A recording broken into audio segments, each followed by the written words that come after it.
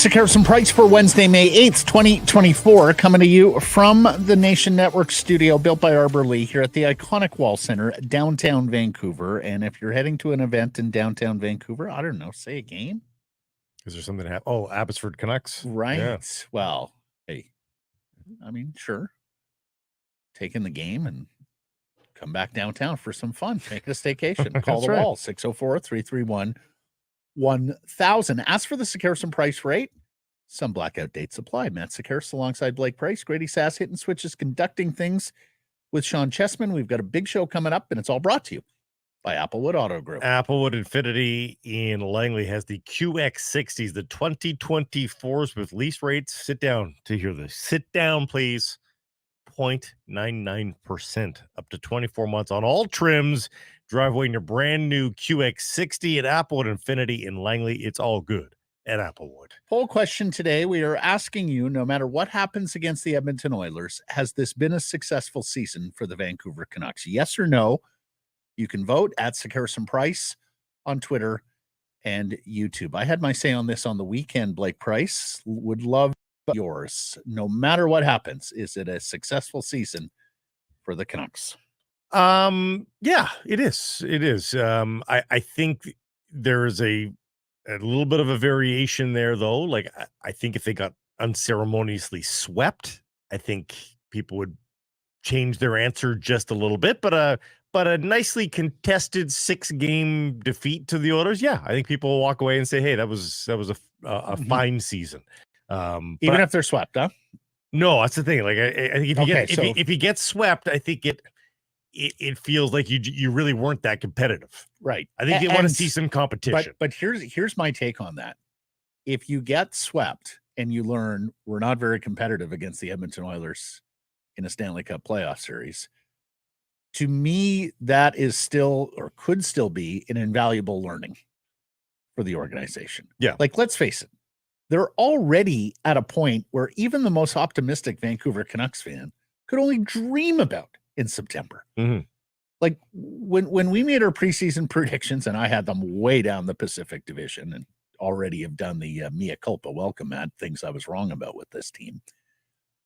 But even the most, sunny days, hear no evil, see no evil, bury the head in the sand, ostrich fans were just hoping the Canucks made the playoffs. I think we saw some people think, I think they can get third in the Pacific. They won the Pacific. There were different times where they led the entirety of the National Hockey League. And now they're through to the second round as one of the 8 teams left standing. So even if they get their doors blown off in this series, I still think when you remove the emotion, you get a few days past it, I think you'll look back and say, no, that was a success for us.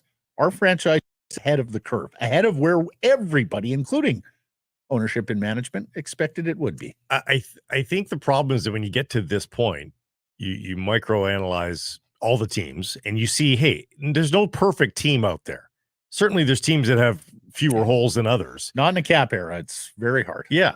So you get to this point and you think, hey, is this guy and this guy not going on the Canucks? Yeah, but at their best, we saw them at their best and they look like X. Mm-hmm. Well, you can do that with the Oilers too, in that the Oilers are better than they have been in years gone by, certainly, but still a lot of their holes are still there. And you start to think, they've had McDavid and Draisaitl this whole time and they've had trouble moving on. So, like, what's to separate this year from any other year? Like Ekholm having a great year and Bouchard having a great year helps, but still have an inexperienced goaltender who's had a nice year. But so you start to go toe-to-toe and say, how far away are the Canucks from being an upset victor here? And truth is, they're probably not that far away. But you still have to dot the I's and cross the T's, and it's narrow margins come the playoffs.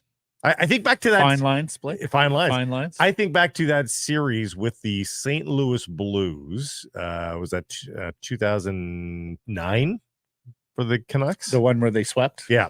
They swept the Blues. First round. I think they were all 1-goal games. Maybe 2 were in overtime. Mm-hmm.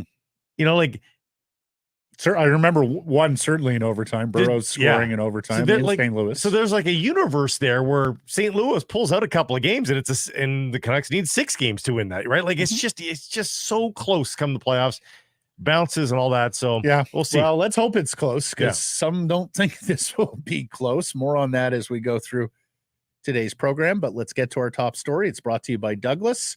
Rivalry on, and there's gonna be bad blood. Yeah, finally, finally, the Oilers and the Canucks are meeting in a modern Stanley Cup playoff series, best of 7. It has been 32 years since these teams have met. And in fact, only twice in history. And the previous one was back in the old best of 5 Smythe Division days of the 1980s.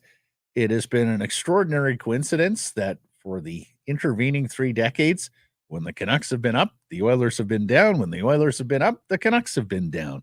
So it's terrific that finally these 2 Canadian franchises are playing in a Stanley Cup playoff series, a second rounder, no less.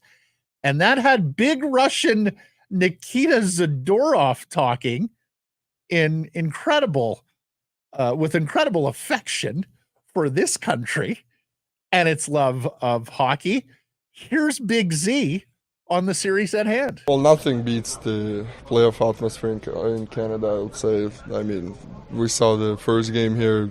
I had tears during the national anthem, the emotions going through, and I played the games in Edmonton with the Calgary for playoffs. It was unbelievable atmosphere. They have a great fans too. So, I mean, Canada is definitely different. Look at how much media the city is living into it. People, everybody have a flags on their cars, and my kids in the school, everybody dressed Canucks jerseys and all that. So it's definitely different culture in Canada compared to the United States in the playoffs.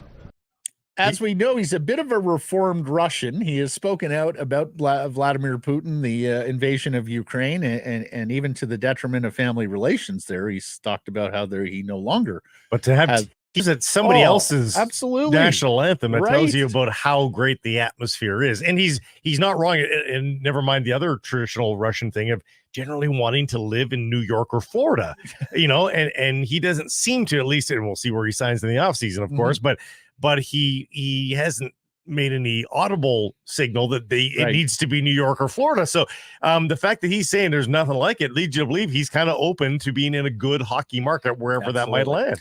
And of course, he and Elias Lindholm both have experience in the playoffs against the Edmonton Oilers in that Battle of Alberta series a couple of years back that went Edmonton's way. So I would like to think from a Vancouver Canucks standpoint that the 2 ex-Flames who were brought here specifically to help this club in the Stanley Cup playoffs have a score to settle and have the bit between their teeth. I think as we get ready for game 1 on Wednesday. We'll have to see what emotion looks like. I think there's excitement around this series. I think there's excitement in both of these dressing rooms. I don't know that yet means venom.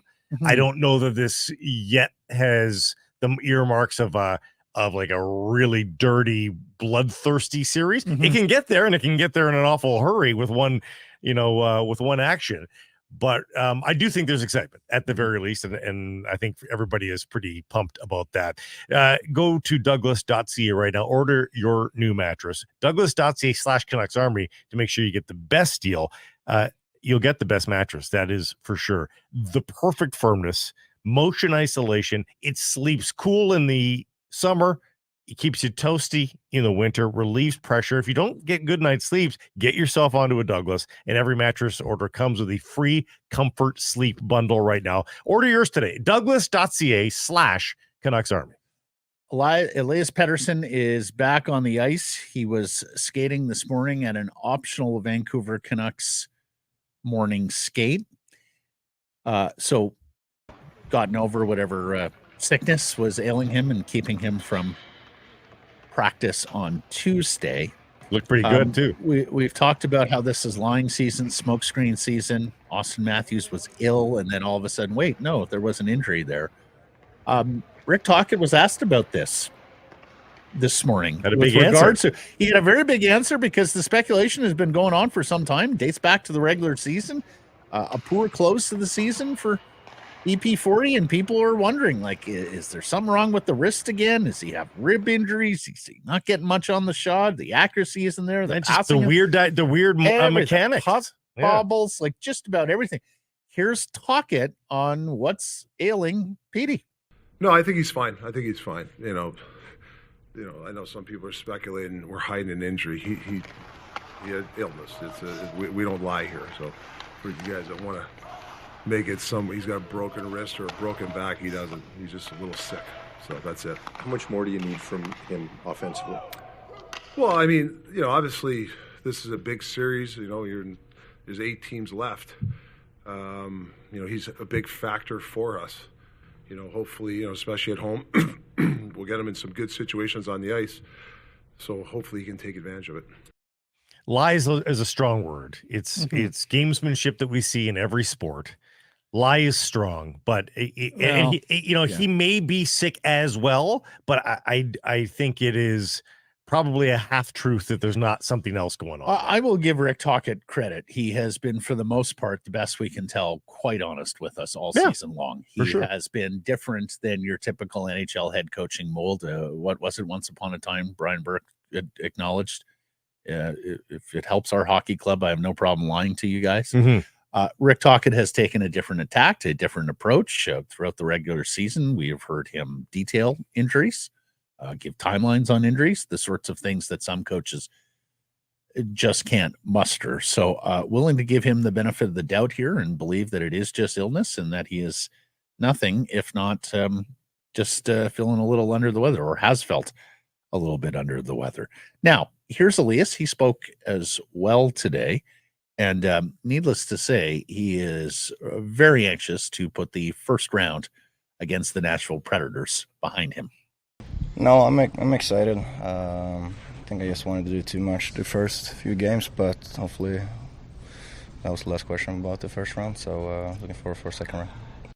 There's a really easy way for people to move on here, Elias. A really easy way. Yeah.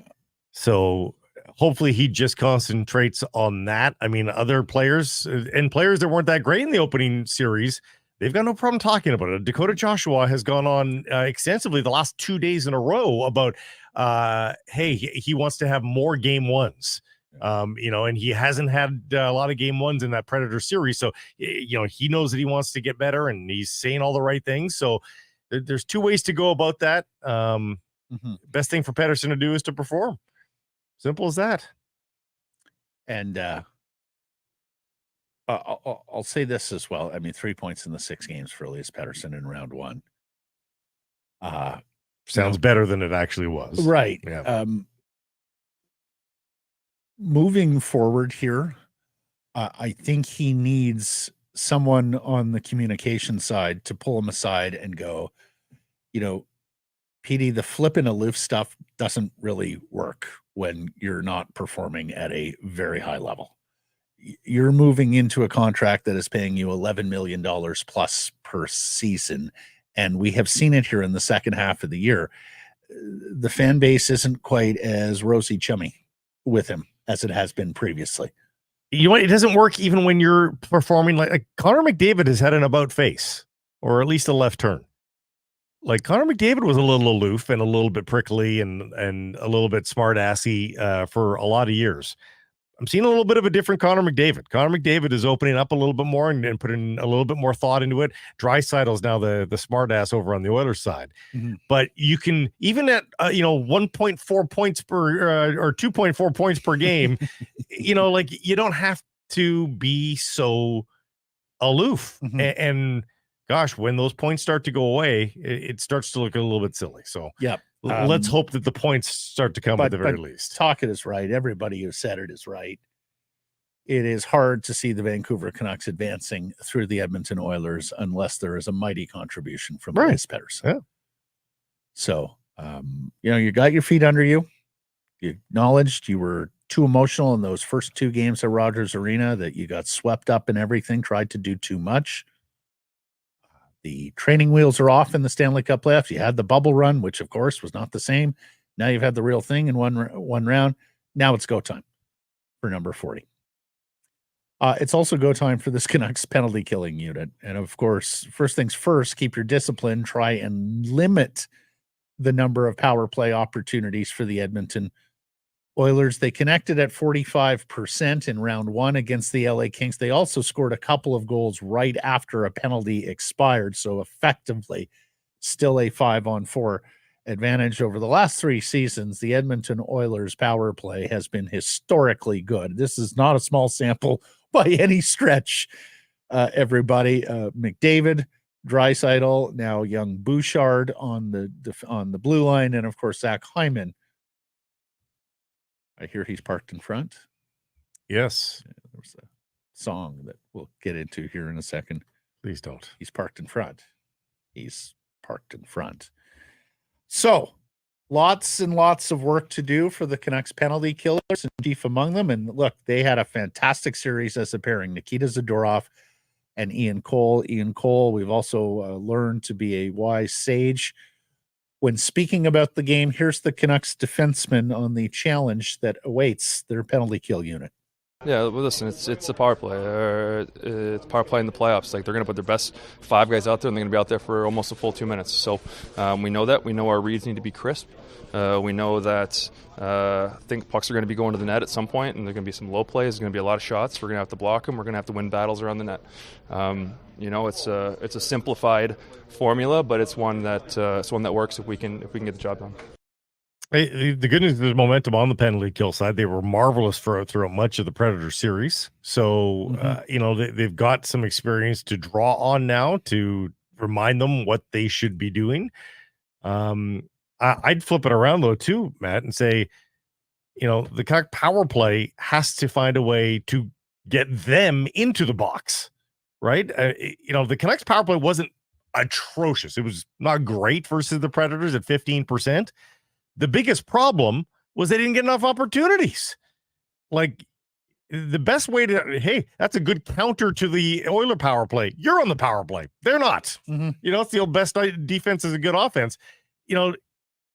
Get them to reach out and grab you. Move your feet to the point where you're getting the power plays and they're not. And the fact that the Canucks struggled to get to a dozen power plays in a series is problematic. Like, what are you not doing that you're not getting the power play? So focus on getting your own power plays and keeping them off of it. I noted this tweet from Bob Stauffer from the Edmonton side of the ledger, covers the team on radio. Most goals the last 3 postseasons. Leon Draisaitl, number 1 with 25. Zach Hyman, number 2 with 21. Connor McDavid, number 3 with 19. And Vancouver's Evander Kane, of course. Evander from here, now playing for the Oilers, tied for 4th at 18. So that's a pretty impressive lineup of goal scorers and goal scoring in the Stanley Cup playoffs, right, Blake? Like, we saw a bunch of low-scoring games. There have been a bunch of low-scoring games out there. The Oilers are the one team that just seem to continue to fill up the net in the Stanley Cup playoffs. Here's Coach Tocchet on the penalty kill, and I like this answer because I think it is realism from the coach, understanding that, to use the cliche, this is not a unit that you can stop. You just hope to slow them down. Here's Tocchet. The set plays they have aren't the difficult part. It's when, they beat pressure and they attack. Like, they're so underrated. I mean, everybody talks about their talent. Yeah. I mean, McDavid's unreal. We all know that. But their attack mentality is as good as in the league. They once they sniff something, it's there. Backdoor play, slot play, Bouchard one-timer. That can happen in one play. So you have to be ready for it. You got to pick your poison and give them one of hopefully the least, dangerous play. Great example of that is the regular season series. We know the Canucks dominated it. The Oilers only scored 7 goals on the Canucks all regular season. 21-7. 4 of those 7 goals were on the power play. So they extracted their blood even in 4 games in which they were very below average. So they are going to score. Like, they're going to get theirs. Sure. But I like what Tocchet said, and we talked to Jason Greger yesterday from Daily Face-Off and Edmonton Sports Radio. where he said, they got a set play where they win the draw and they bring it back to Bouchard for the big shot. And LA just never adjusted to that. As Tocchet says, those set plays are not necessarily what worries him, because he thinks that their group is coached up and understands how to go about defending the set plays. It's just that you have a couple of just incredible hockey IQs out there in Connor McDavid and Leon Draisaitl, that when they start improvising and are less predictable, that's where the big challenge is. And you just hope that from a Canucks point of view, that the penalty killers, and there are some smart hockey players on the Canucks penalty kill units as well, are able to understand what's going on in real time, which is a very big ask, and do their utmost to neutralize. And then, of course, you're hoping the goaltender is one of your better penalty killers as well. You know how many power play goals the Canucks had versus the Oilers in the regular season series? 7 of the 21. Yeah. Like, get onto the power play yourself. Another element, and frankly, Blake, I'm not sure this is one that got the attention that it required in round one, not to mention the attention that it probably deserves heading into round two. The Vancouver Canucks third line this season, and for a lot of the year, it was Teddy Bluger in the middle, and more recently, it has been Elias Lindholm in the middle. But the Canucks third line was one of the better third lines in the National Hockey League this year. There was a big stretch of the season where you could argue it was their most consistent line, even more consistent than the Miller line, even more consistent than the Pettersson line. They had the monster game in game one against Nashville, where Dakota Joshua walks away with a couple of goals, and everybody is singing the praises of Joshua and his line mate Connor Garland on the other flank. And of course, they score the overtime game-winning goal in the game that the Canucks had no business winning, but did in Nashville, game 4. Other than that, I mean, it was not a very good series for that line offensively. Lindholm, of course, is being asked to be a defensive centerman, and he's doing the job there, no doubt. But I think it's fair to ask for more from that line from an offensive production standpoint. And Dakota Joshua was talking about that. Take a listen. We want to play better than we were last series as a whole. Obviously, like you said, a couple of good moments, but overall not too happy about our performance. So, I expect us to be better in this one. More so like getting pucks and holding on to them down low, not so much one and done plays against this team. The best way to play defense is be on the offensive. So just the more that we can have puck possession time should lead things in our favor. And there you have it again. And it's clear, you've mentioned it, Blake, it's clear what the Vancouver Canucks have talked about for this series is play defense by controlling the puck. Kind of the Quinn Hughes rule. Not that he isn't a good defender in his own zone now, he is, but a lot of the reasons why his defensive metrics are so good is because he's got the puck on his stick, he's skating it out of trouble, he's making those great outlet passes, and they're getting offensive zone time. But I think Joshua hit it bang on, because a lot of what we saw from that unit in the regular season was puck possession and grinding out offensive zone time along the walls, along the boards, the end board behind the goal. And we just didn't see a lot of that in round one. He's absolutely right. It was a lot of one opportunity and out, whereas that line needs to be a little bit more of a puck possession line when it gets to the offensive. But I'm not fussy about the points. Like, if they're a break-even team, a break-even line, pardon me, that's probably okay for that line. I'd like to see Connor Garland. Who are they going up against in that? Like, if they're up against the Draisaitl line, then I agree with you. I think they probably are, yes. If they're seeing more of the McLeod line, then nope, I think that's one they have to win. I doubt that's going to be the case. Probably not. I think they're going to be up against Draisaitl. Garland deserves and probably should be getting more than 2 points in a 6-game series, which is surprisingly what he ended up. He gets a lot of opportunity out there. Connor Garland probably wasn't as impactful in that series as I thought that he would be. So can they be a titch better? Yeah, a little bit, but I think their biggest contribution will be stalling the other guys. And then I think you lean on the top line and the Pettersson line, who should have the matchup preference to break through and get theirs. A titch better. Yeah. Points wise. Yeah. Points wise. mean, they're a half a point per game. If they're a half point per game in this series, I think they'll be okay. Quantify Titch. 1 point each more than they got in the Nashville series. See, I disagree. I think they got to be better than that. Give me 2 Titches, maybe 2.5. But then that's a first line rate. You're talking about a point per game, 5 points in 6 games. That's point per game. Garland had 2. Yeah, 2 in 6 games. But Joshua had 4. Too big an ass. Ask for 4. Joshua had 4, and Lindholm had 3. So you're telling those guys to be point per game. So, or just shy of. Yeah, that's not a third line rate though. That's a top line. No, rate. but add them all together. I can't. Grady, can I not ask for 2 Titches? No. 1 titch. Everyone knows the rules. Yes, thank you. So greedy. Let me ask you that. The TICH or TECH? One thing Rick Tocchet didn't do a whole lot of in the first round is adjust his personnel. No. Not many line changes. No. Did go to a lot of line at times, offensive zone faceoffs, a couple times on the fly. But then water would find its level again and he could get back into it. Draw started game 6 with a lot of line, but yeah. I think he has to be a little quicker and more willing to adapt if things are going against him this series. Is that fair? Yeah, I would have forget if it was before game 5 or game 6. I was pretty adamant that, need to find some more offense, particularly against that team. I thought that there was a chance to and you know what, this might be, again, they've improved the blue line. I'm not going to malign the blue line like it's the Oilers of 3-4 years ago. It is better, certainly. But I still don't know that it's all world and that the Canuck forward shouldn't be able to find a way. So I think the Canucks have got to win at least one game here, scoring 4 or 5 goals. They're not going to be able to think, we'll grind out a couple of goals per game and try to win this series. So they're going to have to think bigger in terms of offense. They're going to have to want more, I think.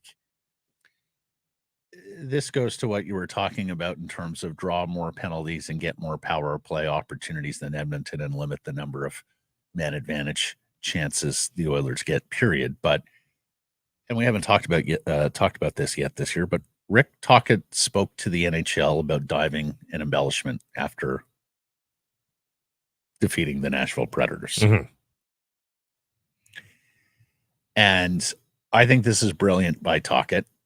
And I think this is a continuation of what has been an exceptional strategy with regards to messaging to on-ice officials and the NHL from this head coach.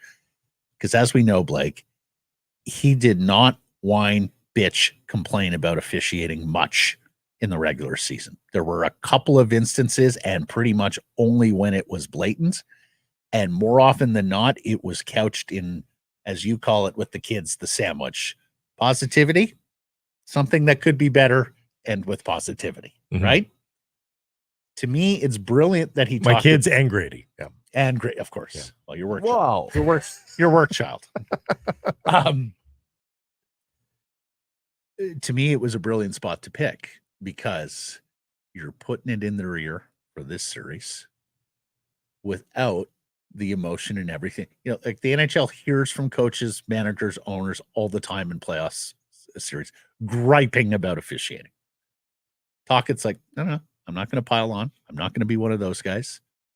I'm going to stand apart from the crowd and find a way that to message to them where it's maybe a little more neutered, a little more neutral because it's coming after the series. Like I'm not looking for calls the next night. And because he had some great examples there with Philip Forsberg going down like he was shot dead several times in the series. Hey, guys, I'm just, we just finished the series and, a couple of their players, one in particular, boy, he's going down easy a lot and he got a couple of calls. And I'm just wondering what the standard is on diving and embellishment as we make our way to the next round. That's smart. I've seen a couple of refs play it this way. And I wish this would sort of be whispered to them in their ears a little bit strongly. If you've got an opportunity, particularly on a head infraction, which is generally going to be a high stick or an elbow, something to that effect, call a major. Guess what you get to do? You get to review it. You get to review it. And then what we have seen is sometimes they wipe it out entirely, Matt. Mhm. Oh, there was Yeah. no contact there. Right. Oh, it was the guy's own stick there. Right. So I wish the NHL would say, listen, there's a bit of a loophole here for you to guard your own ass Mhm. and not be made to look like an idiot and dictate the end of this game. Right. Call a major and you get to look at it again. It's right there for them. I hope they do use it. Anyways, we'll see where the whistles go in this series again. And you can take any Stanley Cup playoff series in history, and you will find fans griping about the officiating one way or the other. And it's not going away anytime soon. I also have for many, many years, have significant concerns about how the standard in the Stanley Cup playoffs, how it differs from the regular season, how it can differ game to game. I hate the score management that officials engage in. I hate the makeup calls that officials engage in. I don't particularly think this is a well officiated league en masse. Now, when I say that, getting calls right, they do so a large majority of the time. I'm talking vis-a-vis the other leagues and how often they get the calls right. So with all of that said, baseball's trying really hard to win that mantle of getting the most calls wrong. Well, honestly, Angel Hernandez. Well, it's like a couple of guys in baseball. The number of bang plays at first base and the number of times they get it right is extraordinary. No. They're better at that than they the are zone. super. Yeah, they are. They are actually. Yeah. But with all that said, I did not perceive officiating to be a huge factor in the Canucks Predators. I don't think we brought it up much at all. Brought it up a couple of times. There was a couple of curious calls, but I don't think the officials invested themselves in the series to the benefit of one team or the other. And for the most part, I thought it was a pretty well officiated series. Yeah. I hope that's the case here in round 2 against the Oilers. The more venom there is in a series, generally the worse the officiating gets, because I think the refs get on their toes and they're just like they've got sort of shell shock. So I think the tenor of this game or of this series sometimes dictates that. And if you're a Canucks fan, of course, you're hoping they let them play, because the more power play opportunities for the Oilers, I think the worse off. Yeah. And the Canucks power play is not so good that they can return fire. Not so good. It was shit. Other than one game against Nashville, it was absolute horseshit. So, no, you don't want a series where everything is called. Typically, I'm, as a neutral going into NHL series, call the rule book. Our old friend Ray Ferrari used to say, call the rule book. It's the same rule book as the regular season. Call it. Typically, I'm for that. But if you're looking at this from a Canuck lens, you really hope they're letting them play. Now, McDavid. We know him. One of the Hart Trophy finalists, like snubbed by his peers for the Ted Lindsay Award. Yeah. Toronto's Austin Matthews joins Nikita Kucherov and Nathan McKinnon as your 3 finalists for the Ted Lindsay. I really hope, from a Canucks point of view, that Connor McDavid isn't one of these slights, real or perceived guys, and feels a need to prove. It's a real easy one for him to well, that's the thing, is because that's a pure trophy. That's right. There's a way for you to feel really upset about that if you choose to, if you're Connor McDavid. He's like, you got to be kidding me. These slapdick hockey writers give me a nomination, but you guys don't. I dance around you guys with regularity, and you're not going to nominate me? I mean, the only thing I can think of in terms of the swap of those two guys is players know how difficult it is to score. And so they saw Austin Matthews' totals and went, I mean, that's crazy. That's 3 seasons for me, for whoever's making the vote. But that's the only thing I think of. I mean, well, I'll say this on my Hart Trophy ballot. I had McDavid 3rd, but I had a real debate there with Austin Matthews. I took a look at that long and hard. Yeah. And, got to the end conclusion that I can't give in to voter fatigue with McDavid. This was by no means his Mona Lisa season, but I still thought it was one of the 3 best seasons in the NHL, amongst NHL players. You do get lulled into the I yawned because he only had exactly. blah, blah, blah. But exactly. Come on, are you kidding me? Yeah. Yeah. I'm not sure how many of you are out there searching Oilers content on social media, Alas, Canucks Twitter, which is undefeated, will bring it to your doorstep even if you're not. Mm-hmm. I'm sitting there surfing my timeline yesterday afternoon when I come across an Oilers-themed remake of the Richie Valens hit La Bamba.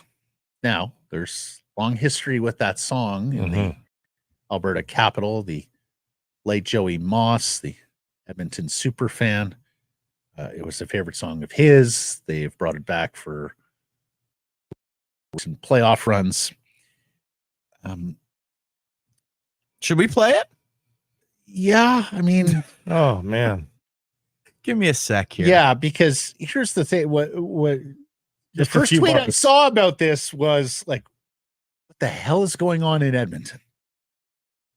And well, as many people said, it started off like a Saturday Night Live sketch. Like you thought it was a parody of a fan video. Yes, our buddy Wyatt Arndt, the stanchion, with a tweet about that, saying that he had to check several times to make sure this wasn't a Lonely Island sketch. Yes, and it has that. There's interesting choices in this song for sure. Those of you listening on podcast won't get the visuals here, which fully complete the audio does just fine. Art, but here's a snippet or two from this Oilers La Bamba song. Time to ride the cane train, all aboard, let's stand the island and don't forget Hyman, he's parked in front, and on the hunt. You know the Oilers are ready, you know McDavid is ready, your Capitan. Okay. Oh man, can't wrap it up. No, whew. Couldn't cut off that last little. Yeah, we could. Come on, really Blake. could. Let that lady sing. She got a beautiful voice. Grady, stop it. I'd love to hear her sing Nessun Dorma. Now, I'm not asking for any of the Canuck fans to recreate some of their songs that have already been created, but I do feel like on the scale of whose was better, the Canucks fans are winning. Hey, we all owe DJ here an apology. I don't know about that. One time for that. One time, DJ here. Yeah. What I got from that song is people need to get on the cane train. Hyman's parked in front. The Oilers are ready. The Oilers are ready. And El Capitan. Oh my God. On the plus side, some people are creative without being super annoying. Like the airport, which is, by the way, not a bad follow. This is not the first time that at YVR that is pretty good Twitter account for something that is an institution and, of course, has to live by certain safety rules because it's, let's face it, the airport. Like, why would you follow? Not normally a funny venue filled with chock-a-block chucksters. Like, why would you follow an airport on social media? I'm telling you, they might be worth it. And they came up with an unbelievable one today. What is it? They spotted a new fin at the airport, new tail at the airport, pardon me. And it's the back fin of a jumbo jet wearing Artur Shelov's pink paisley. I mean, I don't know how they were able to Photoshop. That's good stuff. In such clarity that it's well done. Really good. Wait, that's Photoshops? No. Come on. No, a couple air traffic controllers. Good eyes. Well, by definition, really. But how did they get such a great replica of that paisley? Like, it was a very unique paisley. They found it. By the way, have you seen the shirts yet? Have they not produced the shirts? No, that's a shame. Really? That should be right in Canuck there, store. guys. Like, come pronto. on, guys! It was right there. Yeah. As soon as Miller shows up to that morning, was it morning skater or practice? As soon as he shows up to that morning skater practice with Shilov's pink paisley dress shirt, it's got to be mass produced. We just got a direct message from. Because here's the thing, people will conspicuous consumption. It's the thing in the playoffs. Francesco, come on, you know this. We just got a direct message from a Stanley Cup winning Edmonton Oiler goaltender who said, I listen to a lot of Edmonton radio, but I've never heard that version. No, God awful. No, that's yeah.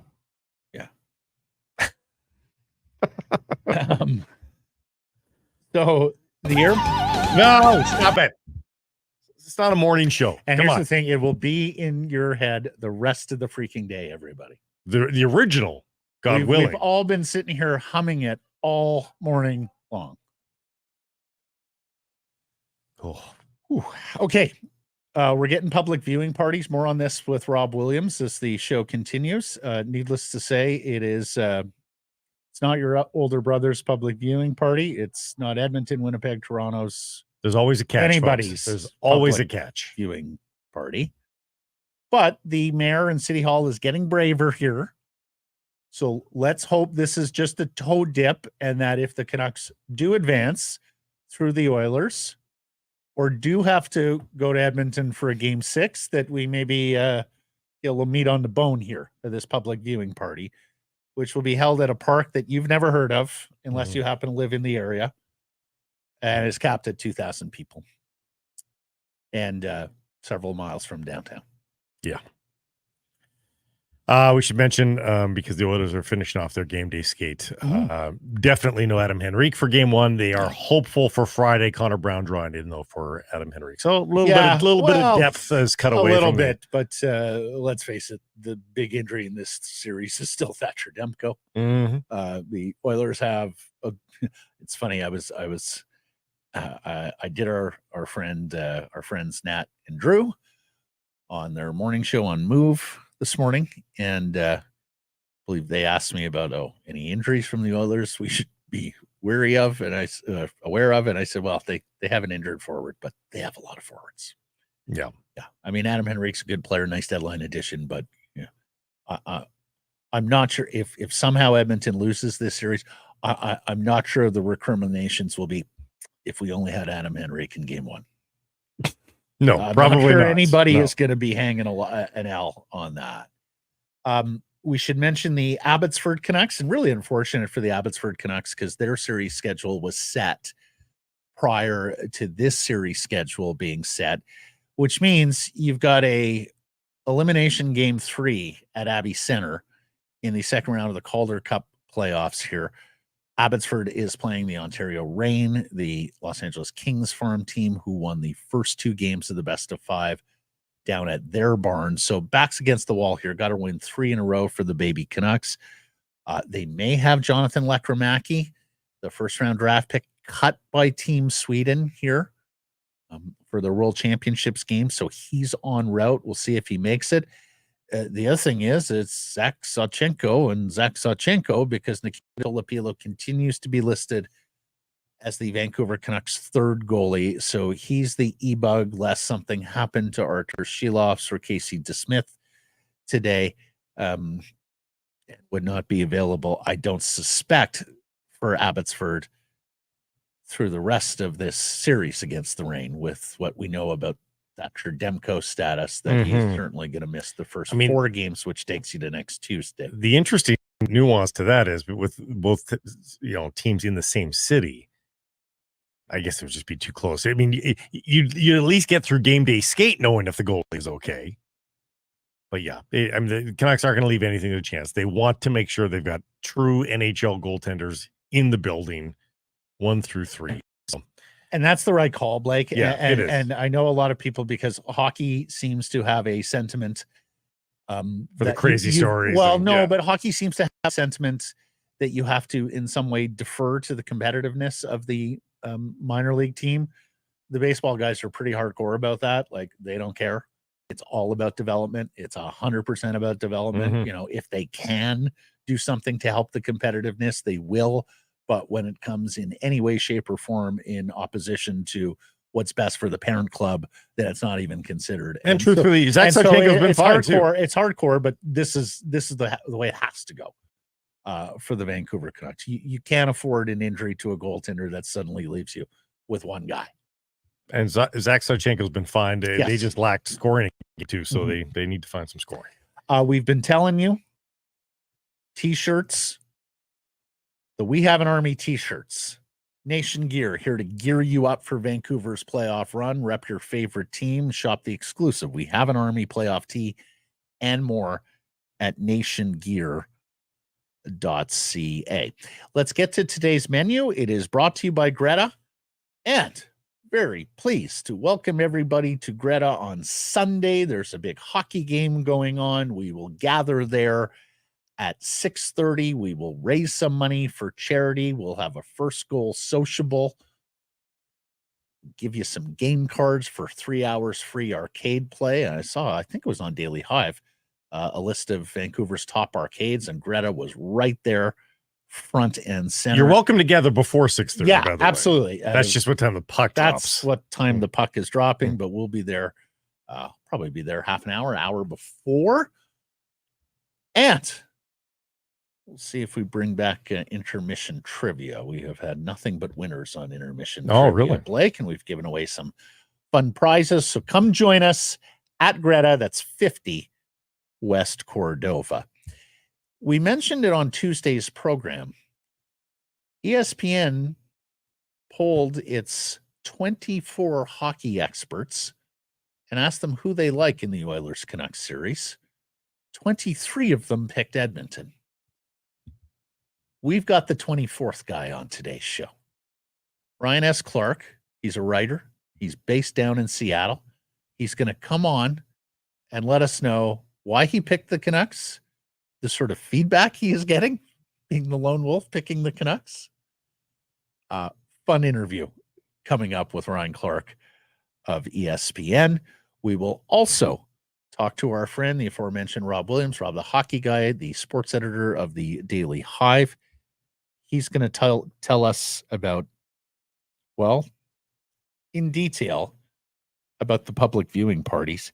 He's going to take a bow here, Blake, because really, Rob Williams is just checking off victories right now. Not all heroes wear capes, folks. Rob Williams has never worn a cape except that one time. Rob Williams is the public pressure in this town that gets power structures to do what you, the people, the fans want. He's the checks and the balances. Right. He's everything. So we'll talk to Rob about his latest advocacy on public viewing parties and more. And yeah, we're going to talk a little hockey with Rob as well. Mm-hmm. Bet 365. And hey, coming up here, predictions. And we're going to give Blake another crack at X Factors. Oh. Yeah. After failing so miserably in round one, you're going to get a mulligan. So did you. Your player was like the worst player on the roster. Well, but at least my guy played, Blake. Yeah. But before that, the segment brought to you by Bet 365, proud partner of Sekeres Price. It's the Bet 365 bet of the day. BC Lions rookie camp starts today in Kamloops. Toronto Argonauts suffered a big blow with the suspension of their quarterback. We know the Leos set about this winter to construct a team that's better equipped to take on and beat Winnipeg. Home Grey Cup. Last time they won, it was a Home Grey Cup. And you're getting some value here. BC, the fourth choice to hoist the Grey Cup, coming in at plus 600 on your CFL futures. I'm looking at blocked shots. Oh, now you're talking my language. The Vancouver Canucks are going to have to block some shots. I'm thinking Ian Cole is perhaps the blockiest of the blockers. And at Bet365, you can just keep scrolling and choose whatever gaudy total of block shots you want. And I'm going all the way to 4. Oh, my gosh. Ian Cole's blocking 4 shots tonight at plus 400. How is blocking shots Grady's language? Every time we're at Greta and shots are available, they're not blocked at all. Assumed. And rather quickly. It's a very bad dad joke, but ferociously. I'll accept it. Very grabby. I bet shots on goal too. None of you wanted to take Canucks plus 220 as the upset for the dog. Is that on the series? That's the series price? The series or my game one? homer pick. Is that game one or series? Oh, series, I see. Well, Grady, we haven't gotten to predictions yet here in the welcome mat. Don't want to tip We're the about hat. to get into that, but first, and I asked this with some reservation, Blake, yeah, can I get an X factor for the Vancouver Canucks in this series? We're doing X Factor here, huh? Mm-hmm. Matt, I will give you an X factor. And my X factor in this series Not Vasily Podkolzin? is the zero offense hero, Ian Cole? Pius Suter. Oh, it's a good one. I like it. Suter will build off of that series winner Mhm. and all those posts and missed shots and blocked shots Mhm. will get on goal and start to go in. So Expected goals become real. Mhm. So, God's honest truth, I had two names here just in case you took one of them, and you took Pius Suter for the exact same reasons, Blake. I looked at it and went, I was so snake bit in round one. He got the game winner. Maybe that gets him going, or just the law of averages come back to him a little bit to be hitting that many posts and missing that many glorious chances. So, the other guy I had in mind, and look, everybody knows Elias Pettersson has to be better. Everybody knows Artur Shelovs has to play well here. Like, to me, those are too easy. They're not available for selection. Well, yeah. I mean, they're not X factors. No, they're key factors. exactly. There you go. Well put. I'm going to Elias Lindholm Mm. for two reasons. Number one, as we talked about with that third line, it's got to be better from an offensive production point of view. Game one against Nashville was great. The overtime winner was great, but it need a little more consistency than that. And then, of course, he's probably going to get some difficult defensive matchups against Leon Draisaitl, against Connor McDavid on the penalty kill. Oftentimes, it's going to start with winning a draw, and he's been very good at that.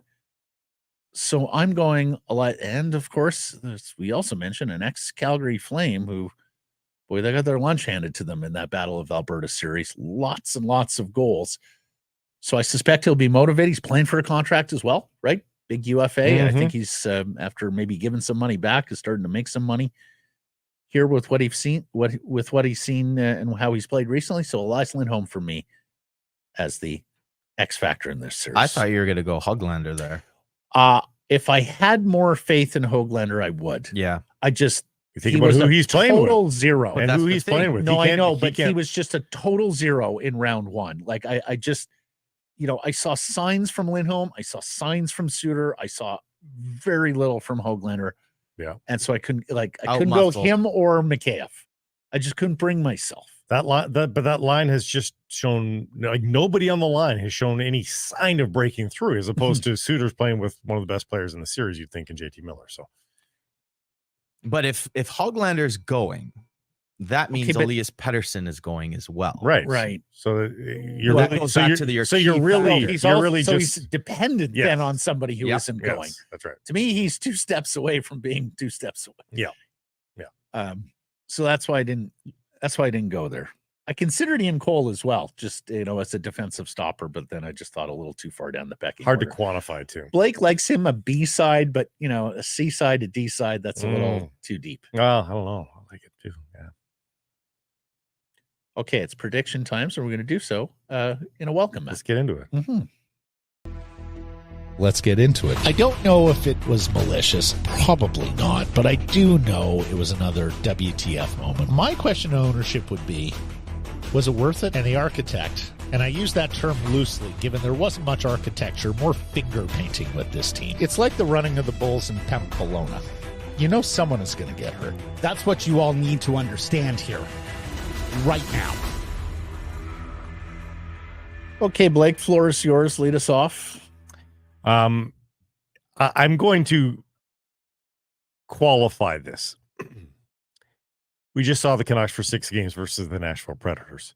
There's oscillation. Some players will rise a little bit, some will fall. Some players will have 1 or 2 more points, 1 or 2 less.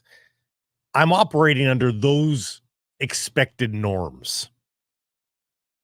And if the Canucks play close to the way they did in the Nashville Predators series, I will take the Edmonton Oilers in 6 as my prediction. If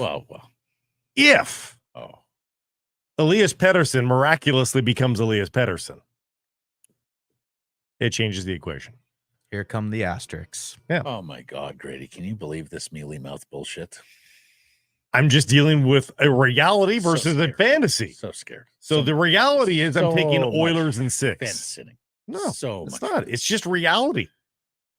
I'm dealing with the evidence they've given me so far, and under those pretenses, I'm choosing Oilers in 6.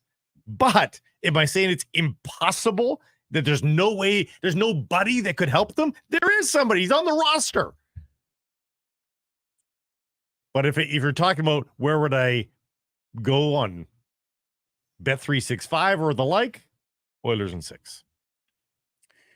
Well, if this week has proved nothing else, it's that groupthink is alive and well in hockey. And in fairness, yeah, sure, it's easier to see routes to victories for the Edmonton Oilers than it is for the Vancouver Canucks. A legendary power play, more offensive talent, greater playoff experience, perhaps even an edge in goaltending with a more established starter. It's also easier to identify warts from the Canucks first round series than from Edmonton's demolition of the Kings. I mean, if both things keep up, the Oilers win this series handily, right? Not so fast. Because here's the thing. Not only did the Canucks sweep the season series against Edmonton this year, they also got into Connor McDavid's head. You may remember the Oilers captain losing his cool, taking retaliatory penalties, whining in post-game media. There's goalie Stuart Skinner, who has a history of postseason implosion. He got pulled in 4 playoff games last year. Let's not forget that. Skinner. What's more, the Canucks have already overcome playoff adversity this spring. They needed 3 goaltenders to get through Nashville. One of 3 teams in Stanley Cup playoff history to get wins from 3 different goaltenders in the Stanley Cup playoff series. They survived and they advanced despite a punchless power play, despite a paucity of shots. Edmonton, there was no adversity. It was clear sailing, easy peasy. And so the conditions are ripe for the Oilers to be overconfident and take the Canucks lightly. The conditions are ripe for the Canucks to have a psychological advantage, particularly if they win game 1, the opener of this series, and plant a seed of doubt in the Oilers dressing room. Why can't we beat these guys? 5 tries. Why can't we beat these guys? The Oilers not only expected to win this series, but if they're not cup or bust, they're approaching that, right? Right, but pretty close. With the contract status of Draisaitl and McDavid and all the times they've knocked the door already. Cup or bust. All the pressure. Could see them overlooking Vancouver. As you mentioned, pressure Grady. Canucks, none. Nobody expects them to be here. House money, baby. They play without primates on their back. Then there's goalie Archers she loves. Coming off a shutout. He's a calm character. Frankly, I'm not sure he knows any better. He's played in the Latvian league. He compared the pressure of the Nashville series to the domestic league in Riga. The laid-back Latvian. And of course, he's used to giant slaying as well. Taking down all those nations with better talent en route to the bronze medal for Latvia at the World Championships last fall. Hey, Ken Dryden, Aiden Hill, Anton Hudobin, Darcy Kemper, Matt Murray, Martin Jones, Corey Crawford. Stanley Cup playoff history is replete with little-known goalies going on runs and taking their teams to the finals. Artie doesn't need to take his team to the finals. He just needs to win this series. Add it all up, I'm feeling a contrarian. Canucks in 5. Oh. Whoa. That's the welcome mat He loves. for today. We invite your feedback channels. Suspect people in northern Alberta may avail themselves of these live at Sekeres Price. Oh, they're in our YouTube chat. Text 778-402-9680, the Great Clips text message inbox, on Twitter at Sekeres Price, at Matt Sekeres, and the welcome at a presentation of Northlands Golf Course, 6 to 90-day reservations. Jump the queue, lock in your dates for a $10 per player booking fee, limited daily availability. Check it all out. Go to Golf Northlands. Light Engine .com. in the chat on YouTube says if the Canucks win tonight, it'll be over in 5. Wood Lake Campground says we already beat them in 4. What's 4 more? Exactly. Yeah, just 8 straight games versus the Edmonton Oilers. They've already swept them once. Ryan Clark on why he picked the Canucks is coming up next. Northlands Golf Course. Download the free app and book tee times with a touch of your thumb. And while you're on course, open the app for hole-by-hole GPS and track your score. 6 to 90-day reservations. Jump the queue. Lock in your date for $10 per player booking fee. Limited daily availability. Check it all out. GolfNorthlands.com. Hey, you. No, not you. You. Are you You an owner operator? You have a fleet of trucks or cars? Well, CalPro Plus might be the dedicated tire program just for you. Free program includes exclusive deals and savings, price match guarantee, flexible financing, and preferred pricing on everything you drive. Also, you get a dedicated member support line. That means that you can get questions answered. Also, they'll source and recommend the right tire for you, your application, and your budget. Cal Tire's network of 260 plus stores are here to help so you can focus on the road ahead. Sign up for free at calproplus.com. Our next guest is brought to you by the Arnold Palmer Design Whistler Golf Club. Opening Friday, everybody. The course has wintered spectacularly, and it is time now for those groups of 12 or more, the organizer. Time to reach out to the Whistler Golf Club and lock in those tee times for the 2024 season. The prime times are filling up fast. Just for reaching out, you, the organizer, you play for free. Whistler Golf Club takes care of the rest. Tell us about your group at whistlergolf.com/groups. Still time to do the 2-a-day too. Ski in the morning, play golf in the afternoon. How about that? That is quite a double. Yeah. You know, Blake, when I went to journalism school, they taught us that sometimes you're going to have to take unpopular positions, that this isn't a place for the cowardly, that you should question groupthink, and that you should stand up for the little guy. There is a hero amongst us here. Which brings us to ESPN hockey writer Ryan S. Clark, the lone wolf amongst his 24 colleagues to pick the Vancouver Canucks to defeat the Edmonton Oilers in this second round Stanley Cup playoff series. And Ryan is in Vancouver, and he joins us now. You're the hero Vancouver is looking for, Ryan. Take a bow. And either a brilliant genius, a man amongst boys, or you're crazy. Which of the two is more likely to be the truth here, Ryan? That I regret saying yes to this interview. No, it's interesting because I know we're going to get more into it, but they ask us to submit our picks, and you just say, yeah, this is what I think could happen, with the idea that no one really knows for certain. And then next thing you know, you look and you see, oh, Oilers. And you're like, oh, I'm the one person who picked the Canucks. So again, it's interesting because, I mean, look, last year, how many people picked the Florida Panthers to beat the Boston Bruins in the first round? And we saw what happened. And that's the thing, is each and every year, seems like we see those one or two teams that people think maybe they don't get out the first round, or the first round's as far as they go, and then they go a lot further. So can the Canucks be that team this year? It seems like that's the big question everyone's trying to get answered. Why did you pick the Canucks, Ryan? Give us the rationale. Sure. So when you look at how they made it out the first round, it was all about their options, and playoffs are all about how many options do you have. And so the most obvious one being, look at their situation in goal, from Thatcher Demko to Casey DeSmith to Archer Seeloffs. That's a lot to go through, and yet they navigated all of it and still won a series against the Nashville team that defensively doesn't really give up a lot of chances. The second, again, stems from options, and that when you look at the cast of characters the Canucks have, yes, you know what you're getting from the Quinn Hugheses of the world, JT Millers, Brock Bessers, Elias Petterssons, but when you're seeing players like the Dakota Joshuas of the world be able to supplement that, that is massive. And when you look at the formula that teams have used to win the Stanley Cup in recent years, it's been relying upon everyone. So let's look at the two most recent Stanley Cup champions. The year the Avalanche won it, they had depth everywhere. When they got knocked out the first round last year, it's because they were extremely top heavy, and the Seattle Kraken weren't. You fast forward to this year with the Golden Knights, yes, there were the 9 injuries, and because of those 9 injuries, they didn't really get a chance to play with their full allotment of players until extremely late. And even then, it wasn't until the playoffs when Mark Stone returned. But when you look at the numbers, like, well, yes, they were able to get goals. It seems like they weren't really able to get as much from their supporting cast offensively as they did the year before. And when you look at how those two teams have won and lost, and you look at the Canucks, you think between the goaltending and the scoring options, on top of just all the other changes they've made to be consistent in the regular season, there's a belief that, okay, maybe this could be the Canucks' year to get to the Western Conference Final. I would have been part of the majority if I was an ESPN employee. I've got the Oilers in 6 with an asterisk, and it kind of folds into what you're talking about here, in that I think the Canucks have theoretical depth, but they haven't shown a lot of it. And so my asterisk is, hey, if the depth shows up, yeah, we've got a different series. I'm making my prediction based on what I saw from the series versus the Predators. But if guys like Höglander and Pettersson decide they're going to be a part of this playoff, then that changes the equation entirely.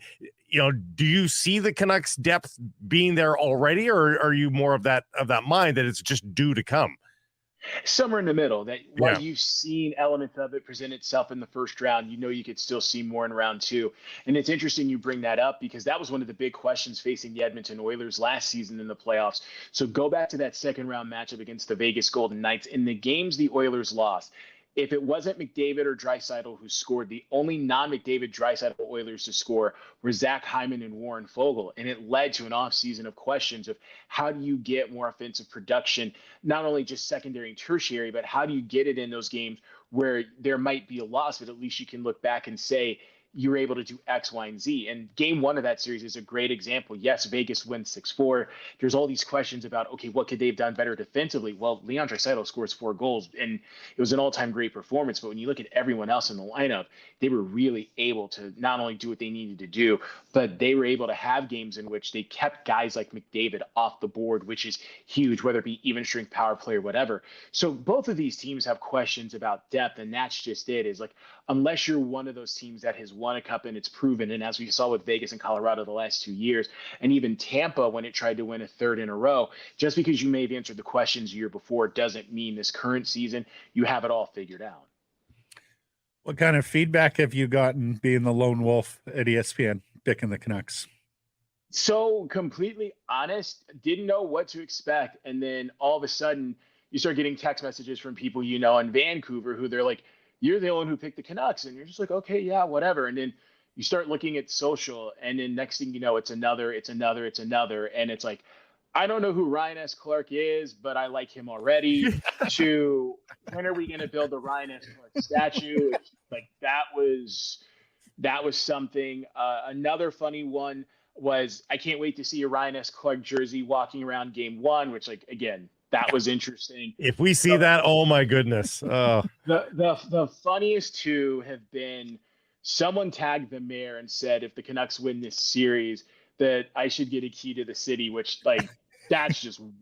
All of that is really good. And then the best one, and my wife died at this. I forgot the person who tweeted it, so I apologize. But what they did is they took this video of someone saying, like, this is my favorite thing of all time. I think about this every day, almost 5 minutes a day. And it's the prediction zoomed in on me predicting the Canucks. And then it goes to my Twitter profile, and then it's like my face, and it's like, this is my favorite thing. And it's like, I'm glad someone feels that way, because, like, maybe my wife is the only person on the face of the earth, and even then it's like on odd number days. But it's been interesting just to see the reactions. But no, it's extremely kind of people to say nice things and all that. But yeah, it's just, at the end of the day, you have to make a pick, and it's one of those, you look at the Canucks and think there's a lot of reasons why this could happen. Hey, I watch NFL Countdown in the Monday night preview show on ESPN, and I know they make picks there, and there always seems to be someone who goes, oh, I'm going to pick the other team just so it's not a clean sweep. Has anyone at ESPN reached out to you and said, thank God it wasn't a clean sweep? Thank you for being the one who picked the Canucks? No, not at all, because it's one of those, they want you to make the pick that you think makes the most sense, regardless of what that might be. And yeah, it's one of those, because Steve Levy did the same thing. Like, he chose the Bruins over the Panthers, and he was the only person to do it. Oh, really? So, Okay. Oh, wow. yeah. So it's one of those, like, it happens, and there's not like anyone who goes to you and says, are you sure about this or anything like that? Like, you might have people reach out, like, when you submit your picks, like, your editors go like, this is horrible. Why is it horrible? Well, because I picked this other team to win and you went against me. And it's more kind of funny stuff like that. But there wasn't like anyone calling and emailing being like, oh, you picked the Canucks. It's just like, yeah, here are the picks. And then Canucks Twitter did its thing. And it's like, okay, I get it now. Because, like, Canucks Twitter exists. Like, you've seen it from afar, but then to, like, actually see it up close, you're just like, yeah, I get it now. And you didn't pick Canucks in 4, like you were sane about it at the very least, and said Canucks in 7. And the good news is, Ryan, is that if you're wrong, this will all be forgotten very quickly. If you're right, again, your legend just grows. It's really a no-lose proposition for you here at this point. legend is too strong of a word, so let's stay away from that. But when you look at all of these series at this point, 6 or 7 make a ton of sense. And it's interesting because you think about Dallas and Colorado last night. And so going through the numbers, would you believe that's the 6th straight game one the Dallas Stars have lost? And in all those series, they've gone a minimum of 6 games. And at this point, and we talked about this so much in the first round, every team is spending to the cap. Every team is pouring resources in.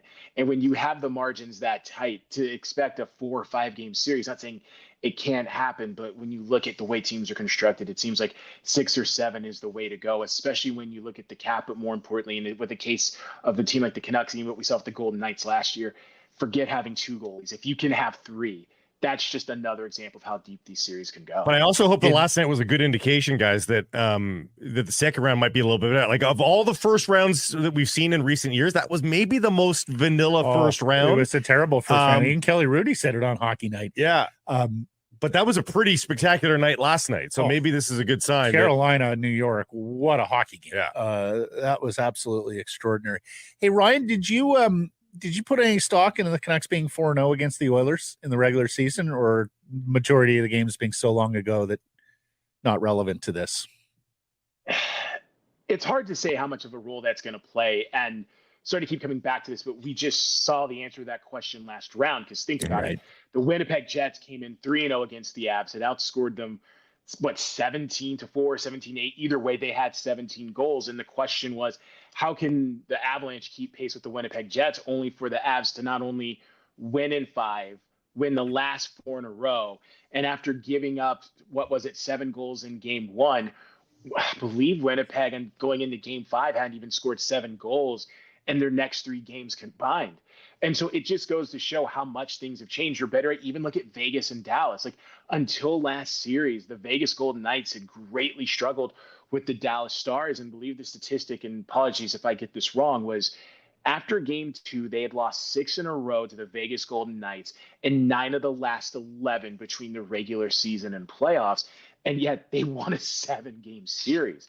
And so while there might be something to say in terms of that experience, understanding characteristics, the familiarity of one team versus the other, it's also so different just because, look, the playoffs, they cause teams to look at things a bit more strategically. You have different lines, different combinations, different personnel. And so while, yes, it's lets you know what the Canucks can do against the Oilers, it's not necessarily this blueprint for what's going to happen because, again, you just don't know in the postseason what other teams are doing until you play them.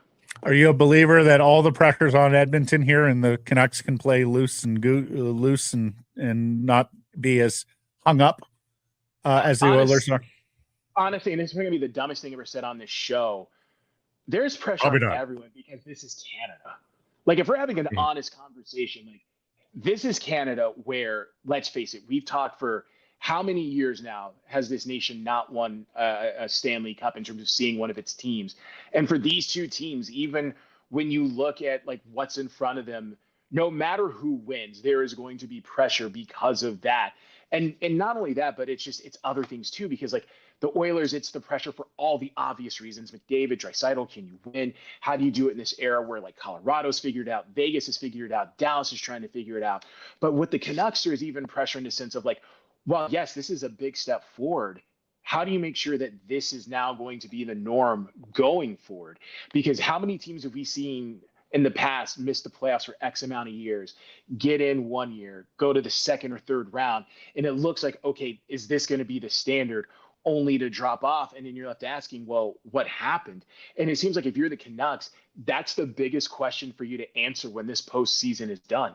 So yeah, there's no, at least from the perspective I have, there's no one team is more pressured than the other. No, like there's pressure on both, because like anyone who thinks that the Canucks are here because they got a participation trophy, no, they're extremely talented. The front office rebuilt and revamped an entire defense. You have a head coach that you brought in that, and it feels like very few people outside of Vancouver realize this.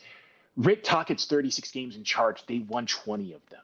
Like, that is huge. And like, yes, you think about, well, they did something similar under Bruce Boudreau and his 1 year, and then the next full year we saw what happened. But with the Canucks, there's pressure regardless for all those different reasons, not just this series. The last Canadian champion was 1993. It was almost that. It was longer since the last time these two teams met in a playoff series, which I'll leave you with my final question is, are you worried that the Kraken and the Canucks will never face each other in the playoffs? Because if it takes 31 years or 32 years for the Oilers and Canucks to get together, my goodness, maybe the Kraken and the Canucks will never play each other. But see, this is the hard part about it. Like, for geographical purposes, it's understandable why people want a rivalry because it's close and it's just all that.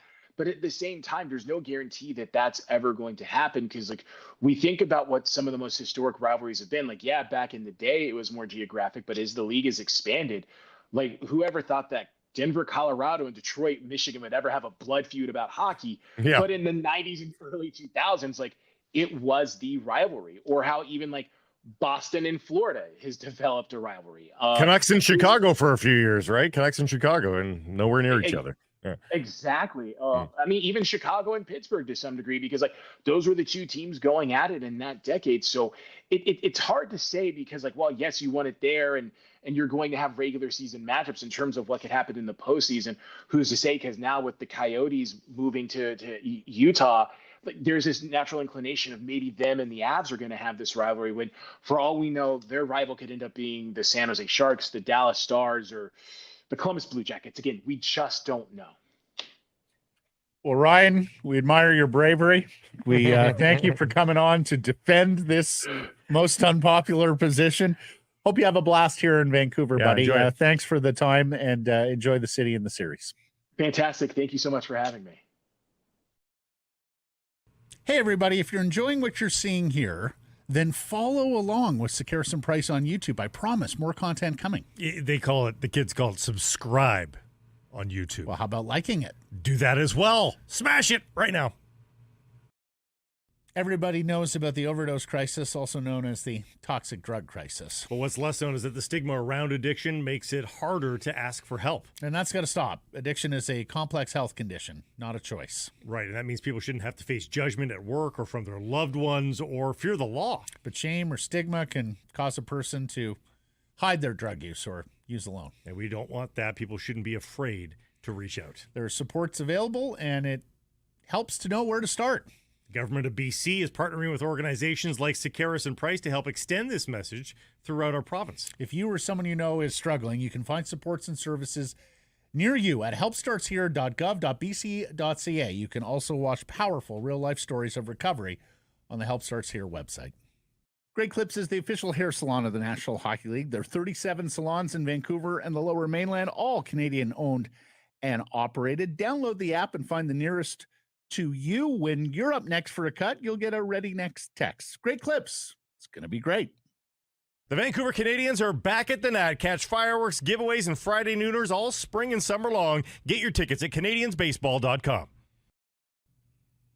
In a season like this, you never want to miss a single second of what's happening on the ice, and you want to be around your fellow fans, right? Well, Greta Bar YVR at 50 West Cordova, the perfect spot to do so. Hey, if you've got tickets, a great place to pre and post. They've got drink specials every single day. And if you don't have tickets, well, stick around and soak up the atmosphere with all your fellow fans, play all the great video games and air hockey, great air hockey set up as well at Greta Bar YVR. We'll see you there, 50 West Cordova. Joined now by Rob, the hockey guy on Twitter. Rob Williams, the national sports editor of the Daily Hive and its Offside Sports vertical. And Rob, congratulations, man. You've been working so hard on public viewing parties, bringing the case forward, applying the public pressure at American Sim and City Hall. And sure enough, Rob, they trust us. We're off punishment after 13 years, buddy. Great job. Public viewing parties. It's going to be a mass of people downtown cheering on the Canucks, right? Well, not quite. We are getting a viewing party, but it's at Oak Meadows Park. Yeah, over on... Did anybody, when they heard Oak Meadows Park, go, oh, yeah. That's the one... was the Google rate 99% on that? Yeah, I mean, I had to look it up, guys. It's Oak and 37th. It's across the street from Van Dusen Botanical Garden, which is a well-known meeting spot for Canucks fans, as we all know. Right, like Eric Hamber High School. Where are we talking here? Let's walk around the beautiful fauna and Flora and watch the Canucks game on our cell phone, right? That's everybody does that. Isn't Eric Hamber High School across from Van Dusen? Where are you talking? Yeah, it's in the neighborhood. Yeah, you know what? I actually, when they sent out a media release on Monday morning saying that they were now looking at, having some sort of viewing party in the city, I kind of started to get nervous for them, like, because I'm just like, well, they didn't want to have it because they're worried about a riot and worried about trouble, and now they're gonna like throw one together like haphazardly, like, or just really quickly. And I was like, I don't know if I trust the city to.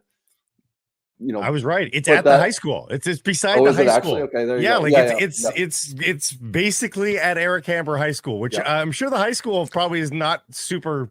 No, I mean, I think the kids are gonna have a blast with that, right? Like, we're the home of Vancouver Canucks outdoor viewing parties. I mean, it's like, it's gonna be fine. Everyone needs to just calm down. Like cities have these parties all the time. It's totally fine. No, but they have them in fun places. Right, exactly. So they have them in urban. Yeah. Oh, yeah. No. Like, this is ridiculous. This is totally ridiculous. Like, this is not Woodstock. This is still like kind of like we're still, we're getting the training wheels. Like, we're allowed to play outside, but like we still got the training wheels on. They're definitely nervous about having anything, adding to the mass of people. I think next to Rogers Arena, that to me, that's what it seems like. Like, they don't want that, and they're like, okay, well, how much trouble can people get into at Oak Meadows Garden? And so and you know what? If they had done this to start the playoffs and just picked a spot that was away from downtown and sort of done that, they would have been fine. But now it looks so ridiculous that they're starting this, and not even to start the series, like starting in Game 3 of the second round. Now they also, Mayor Kensim said that they're looking at the P&E for if the Canucks make it to the third round. I think this third round talk is a little bit premature, I think, as well. but part of the thing is to replicate the game experience for the fans. Yeah. And going to a park, going all the way out to the Coliseum away. Like, if it's again, most of these cities do the viewing parties for home games too. And so the fans that are outside are replicating to a degree part of the experience of the fans that are inside. You're not doing that here. It's this Oak Meadows Park, whatever the heck it's called. I know the area too. It's like there's houses across the street. Yeah, they're going to be telling. I don't know if they're going to have to like turn the volume down if the game goes into double overtime or not. Like, I do have some questions about all this. That's right. Noise bylaws. 11 p.m. strikes. Sorry, that's it. Everybody go home. But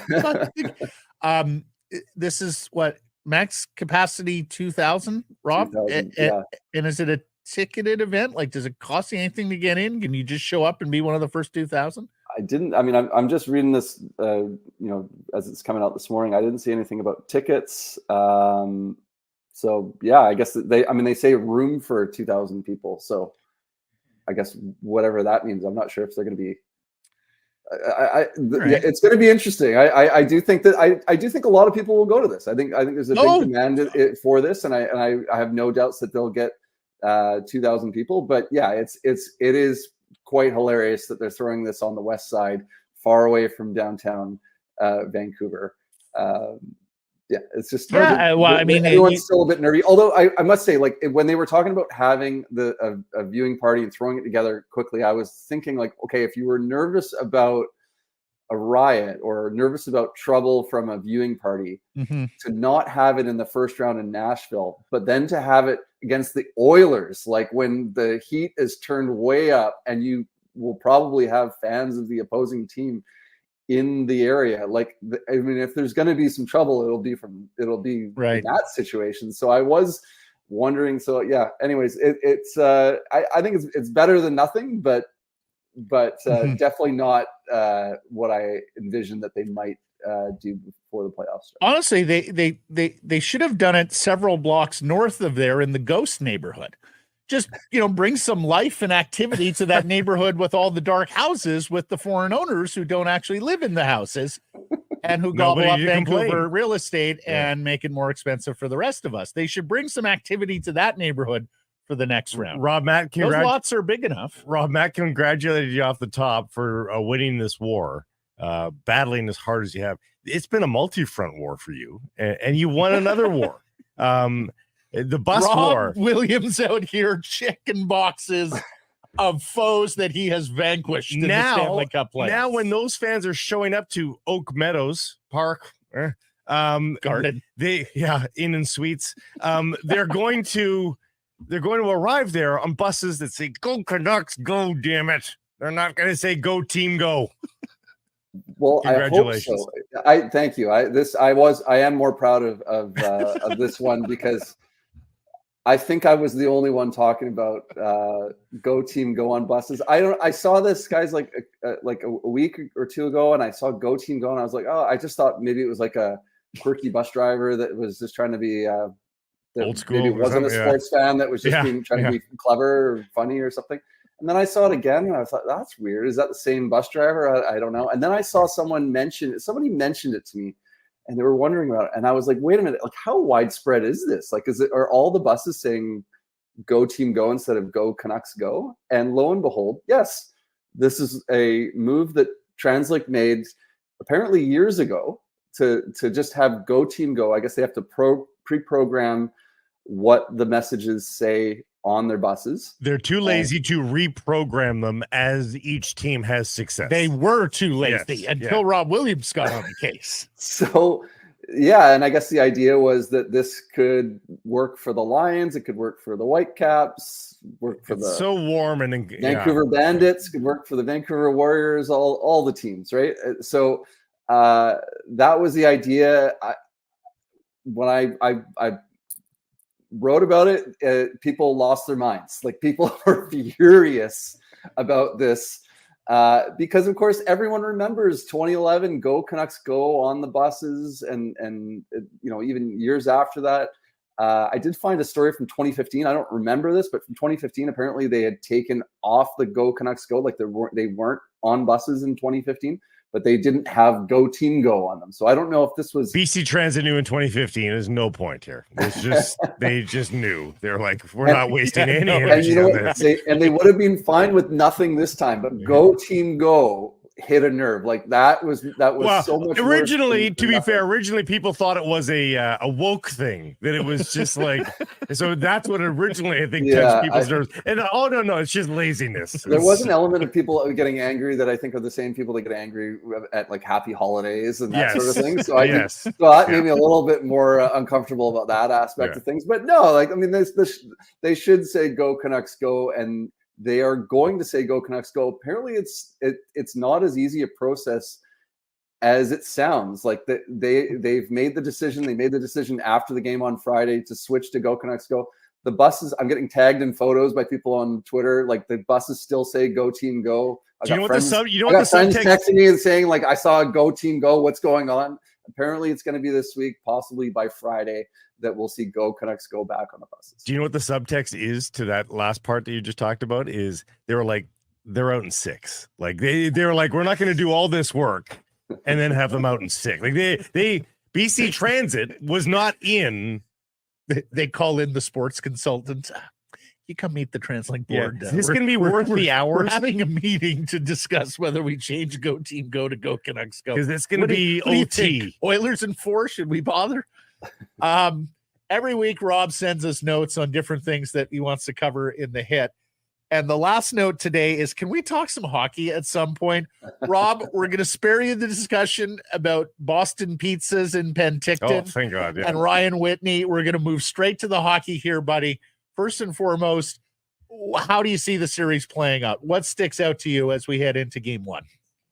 Yeah, I mean, I'm like, I think most of the pundits that think that the Oilers are probably going to win this series. I think that it could be over quick, just because I'm not feeling confident about the form that the Canucks have shown.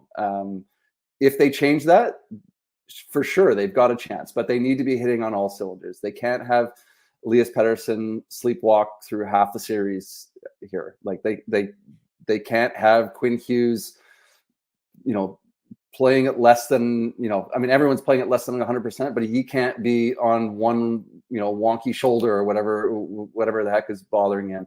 Archer Shilov's, has to continue his strong play, but I do worry about the Oilers, better shooters, perhaps exposing a weakness in him. So there's lots of those kinds of things. So I do think the Canucks have a chance, but it feels like the start of the season all over again with Jim Rutherford. Like, if everything goes right, I think they can win this series, but it's going to be a tall task. This is an Oilers team who, conversely, they are hitting on all cylinders. They looked absolutely dominant in round one. Last question, our poll question today. No matter what happens in this series, has it been a successful season for the Vancouver Canucks? Probably. I think everyone will feel good, a lot better about it if it's, if they go out in 4, if they go out in 5, I think that will leave a sour taste in people's mouths.